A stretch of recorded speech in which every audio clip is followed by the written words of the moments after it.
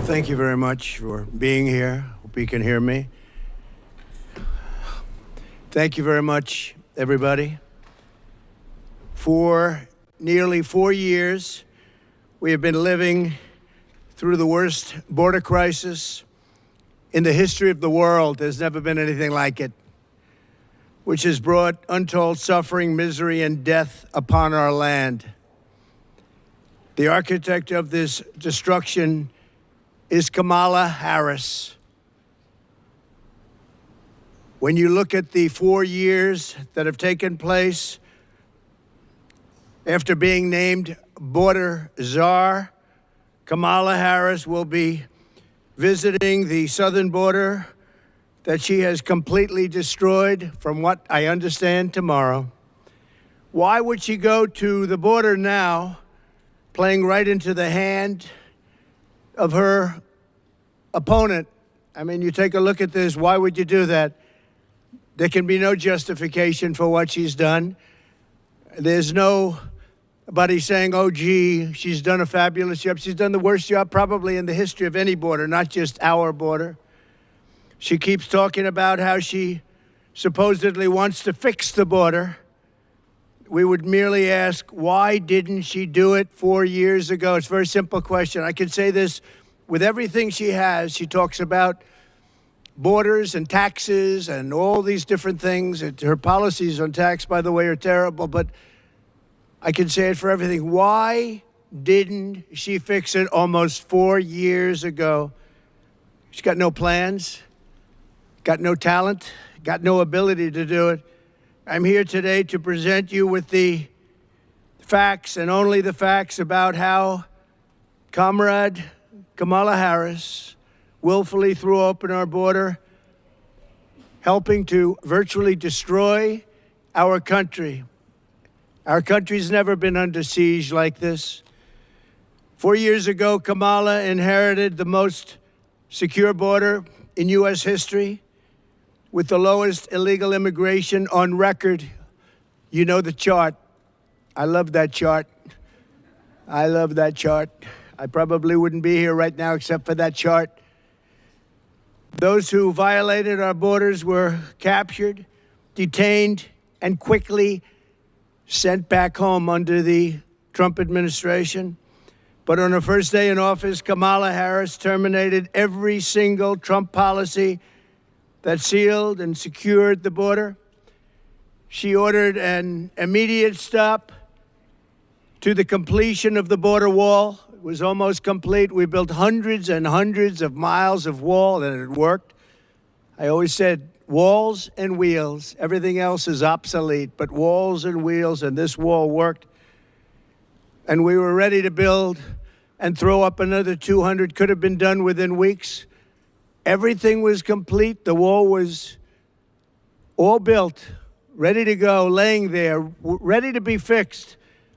All they had to do is throw it up, and you would have had an extra 200 miles of wall, far more than I promised in the election. She suspended all deportations. She instituted catch and release across the entire southern border. And we had catch and release also, but we released in Mexico. Her catch and release was to release in the United States and never see them again. She sent Congress a bill demanding amnesty for all illegal aliens, every single illegal alien, even if they're criminals, even if they're murderers, even if they're drug dealers, human traffickers. She wanted amnesty for everybody. Radical left. This is a radical left person.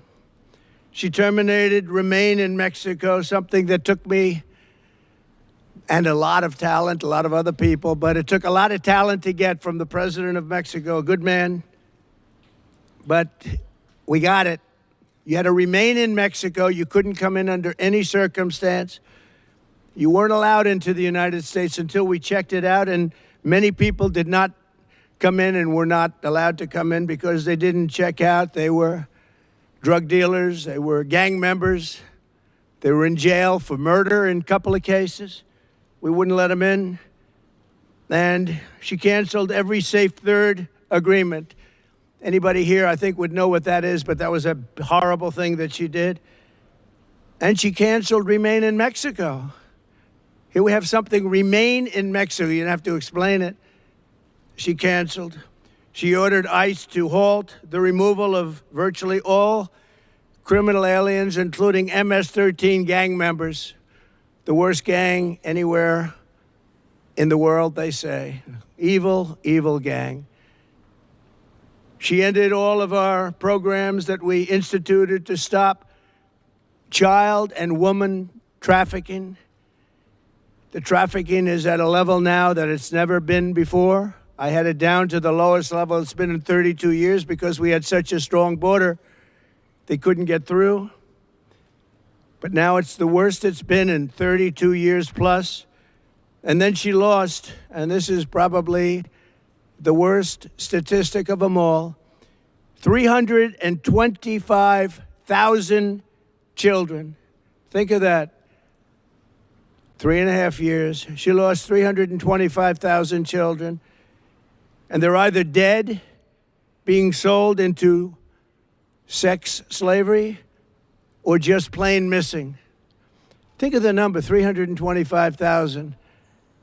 If that were a Republican instead of her, and she was the border czar, she says, well, I wasn't the border czar, she was. And tomorrow she'll make a case that, oh, she did a fairly good job. You can't say much. You can't justify it. She should save her airfare. She should go back to the White House and tell the president to close the border. He can do it with the signing of just a signature on a piece of paper to the Border Patrol. Instead, she's going there to try and convince people that she wasn't as bad as everybody knows she was. She was the worst in history. Grossly incompetent, weak, and ineffective. And all you have to do is ask Brandon Judd, Border Patrol. You could ask any of them. Tom Homan. We had the best people that we've ever had, and they said Trump was the best president on the border ever. Thanks for tuning in to Mr. Breaking News. We're dedicated to keeping you updated on the latest breaking stories with a keen focus on the election. If you enjoyed this video, please help us reach our goal of 100 subscribers by hitting the subscribe button and turning on notifications. Thanks again for your support, and see you in the next update.